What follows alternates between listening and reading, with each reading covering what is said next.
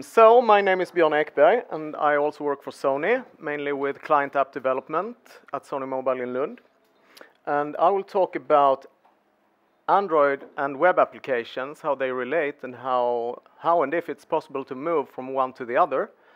And maybe just a quick poll first. How many here consider themselves web developers, or does client web development? Kind of quite a few. Great, thank you. So my ambition for this presentation is hopefully to present some interesting information for you who are interested in web development, but also to give maybe a glimpse of how it is to work in a project at Sony Mobile, and what we do within web development at the moment, and hopefully spurring some interesting discussions on the topic. So the agenda would be, I will run through a brief history of Sony Mobile, where we come from, what we do, and what we have done so far. Then we will talk about Android versus web apps, what paradigms there are, how they differ, what we mean by native apps, what benefits and challenges there are between Android and web apps, what's easier, what's harder, what can be done, what cannot. And then we will move into a short walkthrough of an example of a minor project we did a while ago, experimenting with moving an Android app to Firefox OS to see what could be retained, how close we can get to the original Android application. And we'll talk about some tech and tools, what we used for it. And I have inserted a few slides during the presentation with discussion topics, just as a short placeholder about proposals for topics that I would be happy to discuss or hear your opinions on, or your experience of at the end of the discussion, as with Daniel's presentation just. So feel free to cut in with questions or remarks or statements during the presentation, but my discussion topics are really just to put them in context for the discussion afterwards. So, okay, the Sony Mobile history. It started with Ericsson, like an Ericsson company in the early 90s, 94 maybe. Building mobile phones on the operating system OSE from the company Enea. I think they still exist. OSE may exist, I don't know. And we did a lot of cool products like the 888 and T28. And also did some stuff on Windows CE, like the MC12 and MC16 handheld computer, which was no great success, but still a fun product. And then in 2001, Ericsson forked off the mobile phone part of the company, joining forces with Sony, forming Sony Ericsson, continuing doing OSE phones, and also doing Symbian phones, smartphones, based on the Symbian OS, and also continuing with Windows, doing some smartphones on Windows Mobile. And then in 2007, this happened. The iPhone emerged, changing the perception of what a smartphone really is, quite a game changer or a disruptive product. And Google answered with Android. And during the time, Sony Ericsson was under some financial pressure and made a brave and wise decision to move on to do Android phones. And so we did, and we released the first Android phone, I think, in 2009, which would be the X10, followed up with the X10 Mini and X10 Mini Pro, which are, I think, still to date the smallest Android phone ever made. I think they're really great, but that was some years ago. Then in 2012, Sony took over the whole company. Ericsson moved out of the company, and it's all Sony. And since then, we have released Android devices on all cookie upgrades, I think, up until KitKat at the moment. So currently our flagship products would be the Z2 tablet and the Z2 smartphone running KitKat. And Sony Mobile in Lund also do lots of other stuff, like we have smart watches. We have recently, I don't think we started selling it yet, but we did show the smart band. We also do headsets and smart tags and lots of other accessories. Being in Sony, though, means that we're now in a company that does lots and lots of stuff other than just handheld devices, like the Bravia TV, PlayStation 4, and lots of other hardware. And to make it even bigger, we also have lots of services within the company, like Music Unlimited, Video Unlimited, Play Memories Online is a service for storing photos, like Picasa, kind of. So we're now in this really big ecosystem of products. So the question is then how to move further on this. What will be the next thing we do? So obviously we will keep doing Android for quite a while because we're pretty good at it and we are doing quite well doing it. But on the other hand, we also want to broaden our proposal, of course, to maybe have presence on the Bravia TVs or the PlayStations or on laptops and desktop computers. And of course, Webapps is one thing that we are looking at. And for devices, we have been looking at Firefox OS and have some projects going for that. Anyone was here at the presentation last week about Firefox OS? Yes. So, and I can add to that if you are interested in developing Firefox OS apps and need hardware for that, there are images for downloading on the Sony Mobile Developer World page, so which you can download, which you can load into some of the Sony Mobile devices, turning them from Android to a Firefox phone. So there is a project ongoing looking at this, among other things. But this presentation is not mainly about Firefox. It's about web apps for mobile in general. So first, what is a web app? If you Google this, you get a lot of definition. It could be an application connected to the web, like any native application you have that might access the web. It could be Flash applications. It could be anything on the web, really. Silverlight and stuff. But for this presentation, a web app is something built with HTML, JavaScript, and CSS running in a browser, whether that browser is a standalone application on a device or the main view, the main UI viewport for the device, as in the Firefox OS case or in the Chromium case.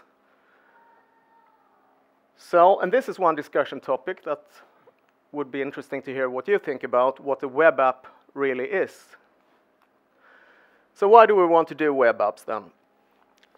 Well, from a developer point of view, at least, I guess there are different ambitions on web apps if you're in marketing or in product planning. But from a software point of view, it's interesting that it's cross-platform, that you can develop one web application once and then kind of run it everywhere. And that's a kind of a promise that really does not hold up 100%. But at least there's some ambition in having cross-platform-ish stuff going on. It's natively integrated with the web in the sense that it's kind of implied that the web app is connected to the web. It's based on open standards, which makes developers of this not locked into some company or locked into some technology owned by someone else, which is quite attractive. And there is also a huge momentum in developing web apps. There's lots of people doing it. The community is really kind of vibrant, doing lots of stuff. There are emerging new technologies and new stuff, and it really moves forward fast. So it's very interesting from that point of view that it's promising for the future that it will be around. So, but the question then is, do web apps make a fit on mobile? So, starting to look at what the web UI paradigm really is, web apps, non-mobile web apps running in a browser typically is it really is a document which you scroll back and forth in, or rather you have a big document and you move a viewport up and down in it. And when you want to interact, you click on a link or something and you load another page which the viewport scrolls over to show something. What you also can do is, this whole document is based upon a big tree, the DOM, and you could put new stuff into the DOM and you can remove stuff and back and forth, and you make stuff happen in the UI. But it's still a big document that you have a viewport looking at. So this is another discussion topic that I would like to hear if someone has experience of. What other alternatives to this reload and DOM manipulation thing, like doing 100% Canvas apps, or maybe someone working with React.js from Facebook, or doing WebGL apps. So examples of great web apps, it's kind of easy to make that list, or make such a list. It could be very long. I think there are lots of really great web apps. I'm particularly fond of what Google does with Gmail and Google Docs. Even if they've been around for many years now, they're still holding up really well. I think the Amazon console is really great. There's Groove Shark and everything in Chrome Experiments. So there are lots and lots of great web apps that works really well. However, examples of great mobile web apps is not as easy to find. And I don't think I have a discussion topic about it, but I would love to hear from you if you can point to some really great mobile web apps. So one problem is, whenever this comes up, doing mobile web apps, people or experience planners and UI people tend to say, well, we want native. We don't want web stuff, we want native. So what is native then? Well, I guess it could, for me as a developer or software guy, native means how close you get to the hardware, really. If you do compiled code into machine code, or if you're on C, C++, Java may not be so native, and JavaScript is even worse. You're really far from the hardware. Or it may mean that on Android, well, Java stuff is native.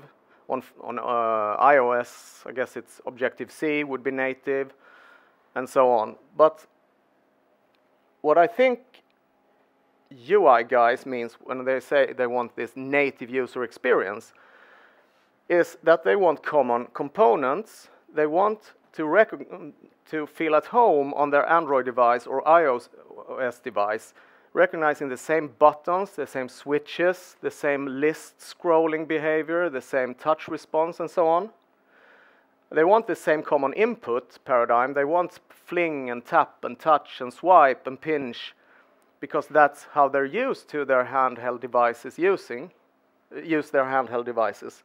And they want great UI performance. We want those 60 frames a second to make the UI really fluid and buttery smooth. And they want responsiveness in the sense that when you tap something, it's not okay like in a web app when you push a link and it takes half a second to go to the next page, or you wait for the event to fall through to say click. And it's not really okay, because in a native app, it happens immediately and you kind of feel connected to the device. So you want it to be really responsive.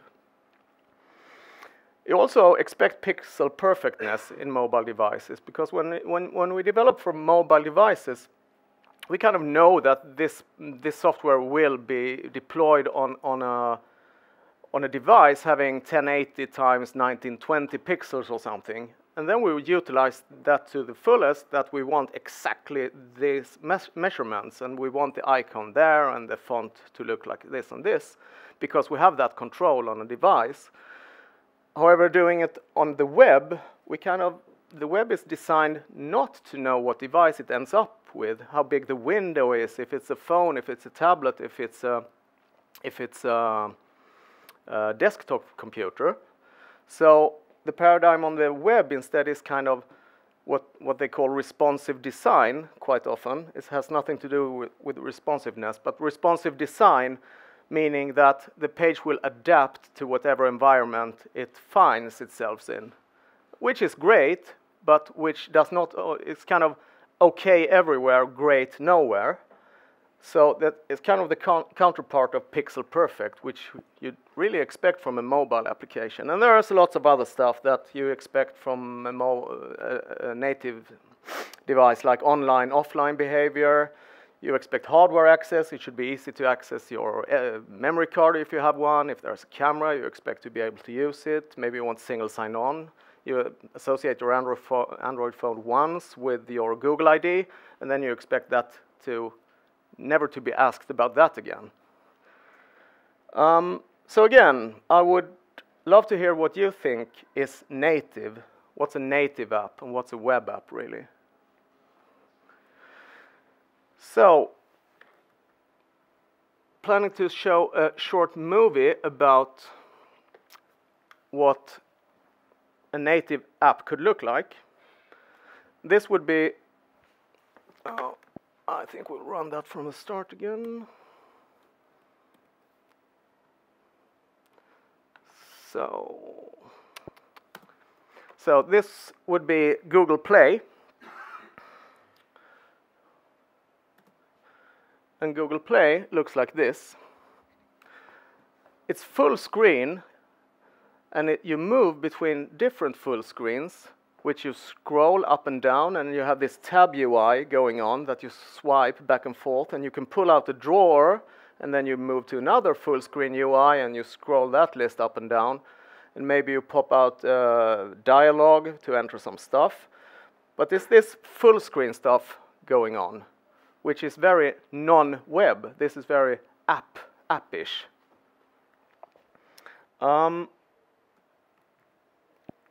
So I was about to show one more thing about Google Play, and that would be this one. Note that even if this is a native app, it's kind of, there's this micro lagging going on. There is the stuttering UI. You don't get it drops frames now and then. It kind of stutters, and it's not really that smooth and great. Just to show that even on native, it's not easy to make fluent UI. You have to really know what you're doing and know what's going on at in the rendering of these views to get it really smooth. And this is a Google, kind of one of the Google main apps that they bring along Android, and even those does not run 100% smooth. So comparing web and Android would be that web is based on a document and the rendering of that document, and the input is typically scrolling, clicking, typing, and it's very generalized to work kind of everywhere. Whereas Android, the UI is based on an app concept with activity and fragments, which are all full screen things. Well, fragments does not have to be full screen things, but activities being full screen things, and I think in iOS it's called view controllers or something. Anyone develops for iOS? Called view controllers, right? Huh? I think it's just called view. Okay, I never did anything for iOS. But still, I think the concept is the same. You have these full screen things that you use for UI, and the input is quite different because you know what kind of input you have. Or what device you have when you write this app. It will end up on a phone, on a handheld device with a touch screen. So the input paradigm would be swipe and tap, fling, pinch, and not so much typing because entering text is not that great. So the Android or the iOS or Windows Mobile, I guess, are very specialized environments as opposed to the web. So this also we could discuss. The mobile web paradigm. What will this end up with? If we mix these two, where will we end up? Should the web, when doing a web app on a phone, should it try to mimic the native UI, or should it stay as the web UI, or should it be somewhere in between or something new? And for those, I know that some here have done mobile web development. I would love to hear how you did it or what approach you took. So moving on to the example of this presentation, where we tried the approach to take a native app and keep the native behavior into the into the web experience on a Firefox device. The app we chose was TrackID TV. And what TrackID TV does is that it identifies TV programs by analyzing audio, which means that you have your application in the sofa by your TV, and you turn it on, and it captures audio, and it fingerprints that audio, and tries to identify what it is. And it takes a few seconds, and then it knows, okay, you're watching Dr. House or whatever. And then you get the TV guide and the metadata about Dr. House, who was the actors in it, what's the soundtracks, what's next on TV on the channel you're watching, and so on. And it looks something like, I have a short video of this.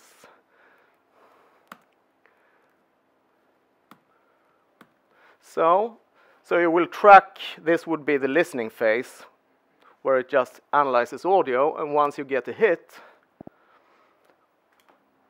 you get the info, and then you see you swipe, the typical tab UI of a mobile phone, and you have the tweets, what's being twittered about this film at the moment, what actors are in there, and then you can click an actor, and you go into and get some bio of him, and what did Indiana Jones Moore do? He done a lot of movies, and you can scroll them back and dig into this in an IMDb kind of way. And I think we have representatives from the team that do this app. We have Johan and Kashif somewhere. Kashif, did you bring some hardware if someone interested to watch this? And there is a corresponding app to that recognizes music called TrackID. So I'm sure Kashif will be happy to show it to you. Okay, so what we went for here was to see what we could do with the mobile tab UI. And what that does, as you saw before, is swiping between panes. You have a bunch of panes or activities in Android or fragments that you swipe between horizontally. And there's the swiping and the flinging. And there's also the follow finger thing that you can, if you drag the views really slow, they follow the finger, and it kind of feels very natural, and you're connected to the device when it follows your fingers and so on.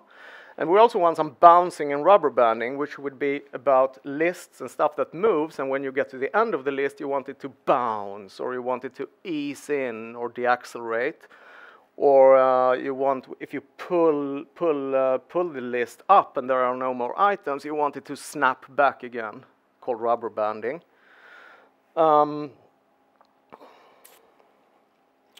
Yeah.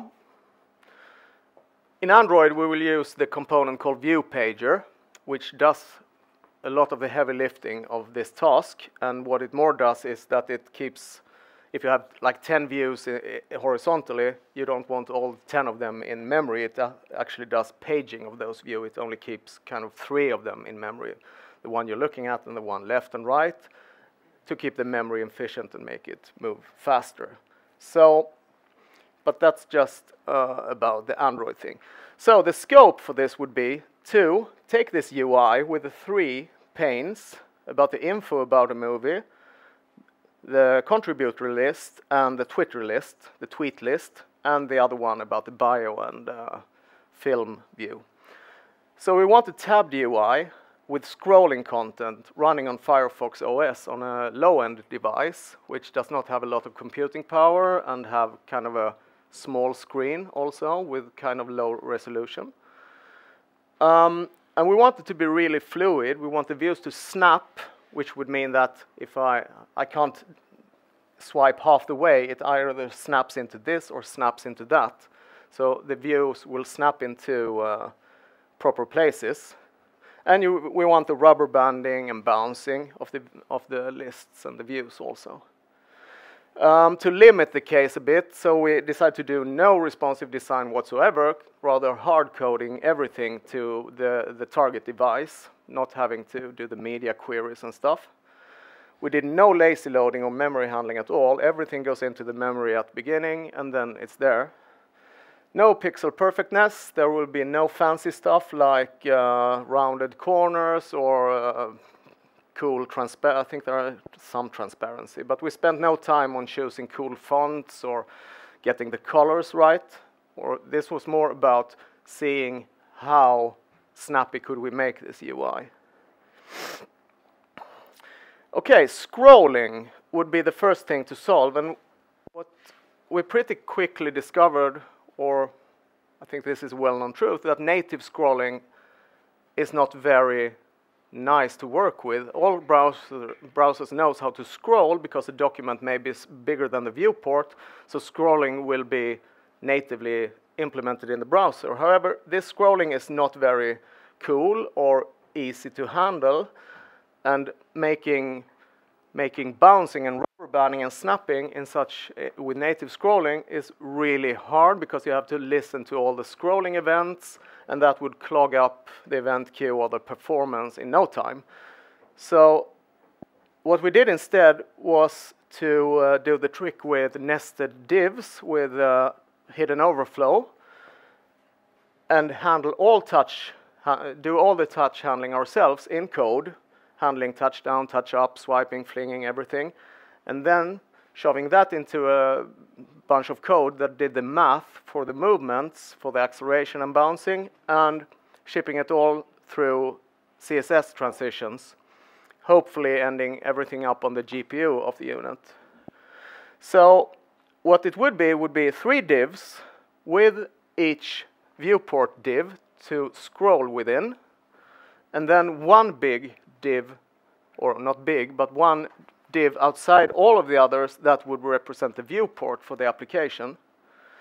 So this would pretty much be the kind of HTML layout for this app, and it will end up something like this. It's just 3 nested divs and 1 div outside everything.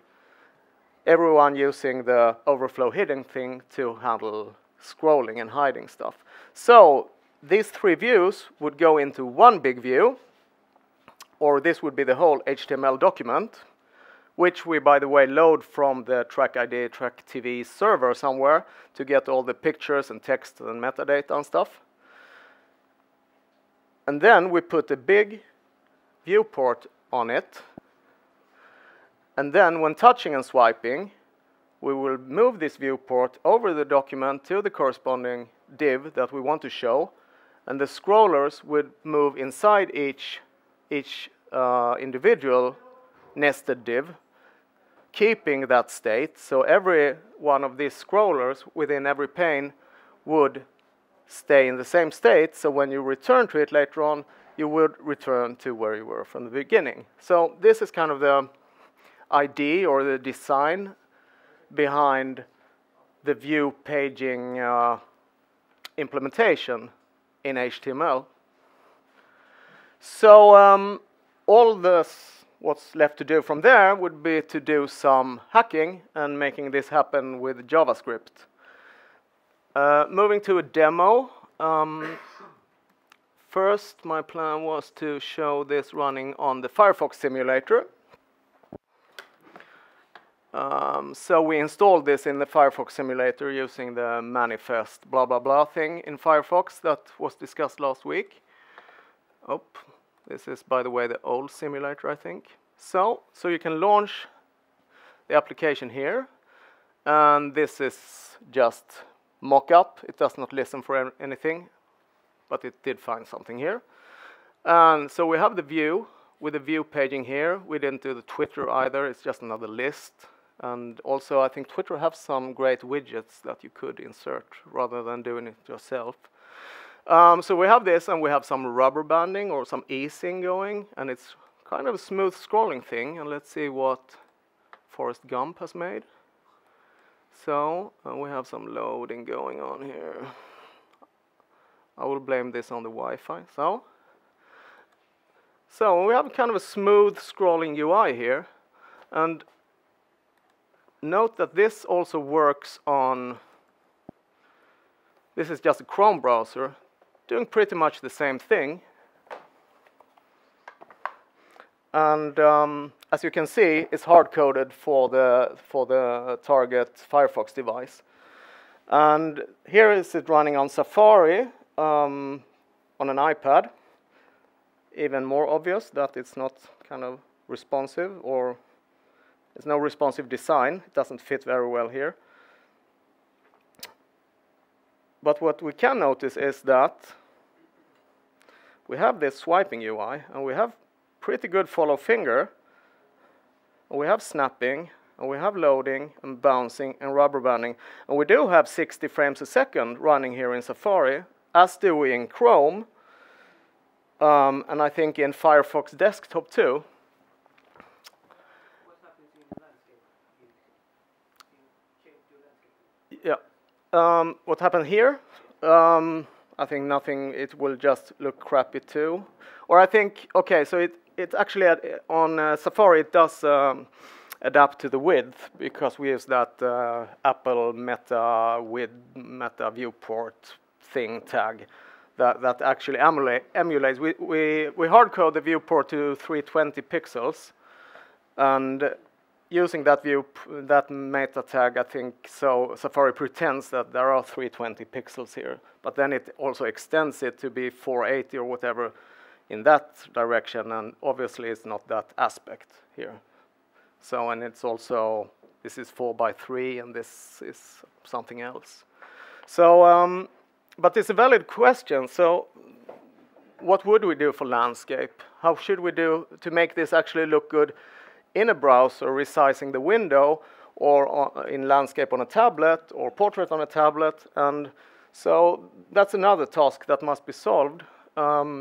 Media queries is one way forward that, in my personal experience, does not really take us all the way there. Rather, from the server, hard coding or sending different versions to different devices, all specially made, pretty much like we do in Android with different layouts and different resource sets. But I would be happy to hear alternatives. So how did we do this then? Well, we actually did it twice. First, we did it kind of really simplistic, or using as little help as possible, just using jQuery backbone, and then require for modularization and less for CSS stuff. So that's the imperative way, kind of the normal way of doing stuff. Non-opinionated, it's very open, very easy to understand. It gave us lots and lots of boilerplate code. It's hundreds of lines of code of just wiring events up and handling them and binding stuff to each other. But it's really easy to understand, and you have full control, and there's kind of never any questions what we need to do, because it's kind of, you really are hands-on. Then we rewrote everything with Angular, and for the fun of it, changing less to Sass, which is not a big difference. Angular is declarative, as is Knockout and some others. So this is kind of the other way of doing it, and it's kind of a mind bender if you're used to doing it the imperative way. It's very opinionated. It has its own modularized system. There's dependency injection and what have you. But it does give you a lot less code. So I think we're down to like a third or a fourth of the code. I think I maybe have. So the whole view paging thing in Angular, in the Angular directive we wrote, is kind of down to, what is it, 150 lines of code. And it looks something like this. It's very neat once you get there. So the whole view paging thing, this whole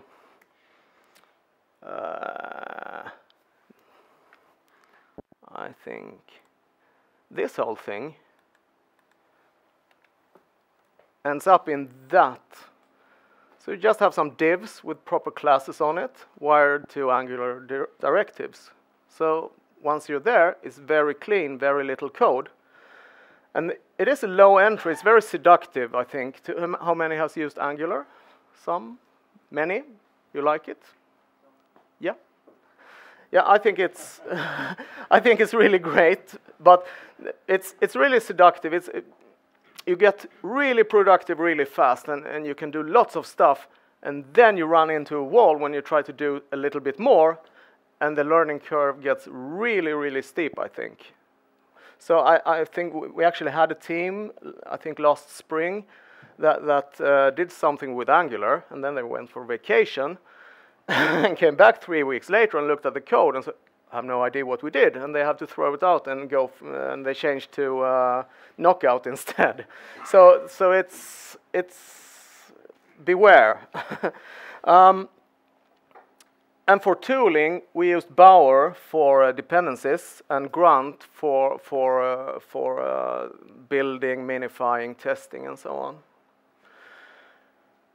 on.